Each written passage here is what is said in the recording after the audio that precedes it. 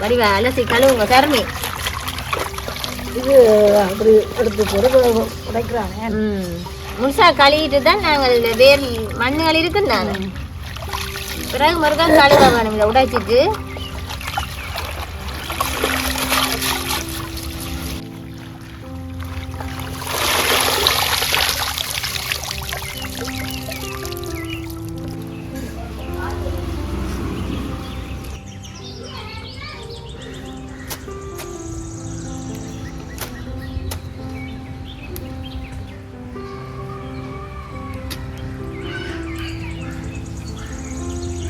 என்ன விலை சார்மி கீரை? 120 ரூபாய். கீரைக்கு வந்த மதிப்பு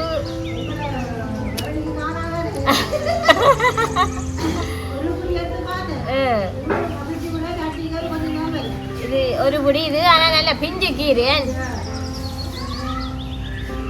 கீரை வந்துட்டேக்கு இன்னும் 120 ரூபாய் ஒரு புடி கீரை. நாங்கள் தோட்டஞ்சேக்க என்ன செய்கிறோம் கீரை குறும்பு வந்தாரு. கீரை குறும்பேக்கில் கணக்க தனக்க வச்சு காட்டுவோம்.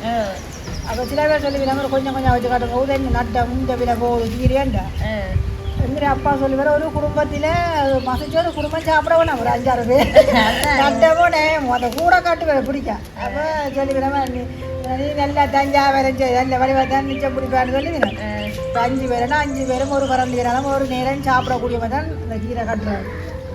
அப்படி சொல்லுவேன். இந்த பானைக்கெல்லாம் இப்போ நாங்கள் கீரை அவிக்க போகிறோம். இதெல்லாம் நல்லா பிஞ்சு கீரை டப்புன்னு முறியுதானே. அப்போ நாங்கள் இதை சின்ன சின்னனா அரிக்க தேவையில்லை. அப்படியே வைக்க எல்லாம் இந்த தண்டுகள் எல்லாம் அப்படி அவிஞ்சு வந்துடும் மாதிரி. இப்போ நான் கொஞ்சம் தண்ணி ஒரு சில்வர் தண்ணி ஒரு வீட்டில் காணும்.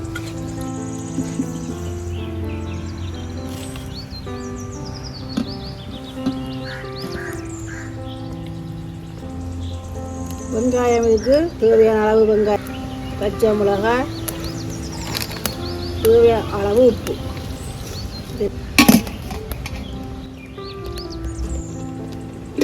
இந்த பாருங்க கீரை வந்து நல்லா மசிஞ்சு வந்துடுது. இப்போ நாங்கள் இதை ஒரு கடைஞ்சி போட்டு இப்படியே மசிச்சு எடுப்போம். இந்த கீரை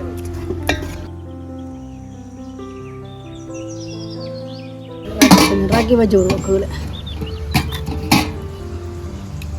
இப்போ நான் கொஞ்சம் பூ போடுறோம். கீரைக்கு கொஞ்சம் பூ போட்டு மசிச்சு இன்னொரு பாட்டில் எடுக்க போகிறோம்.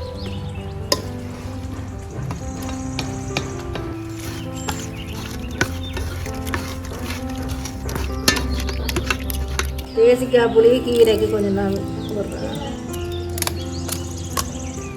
கீரைக்கும்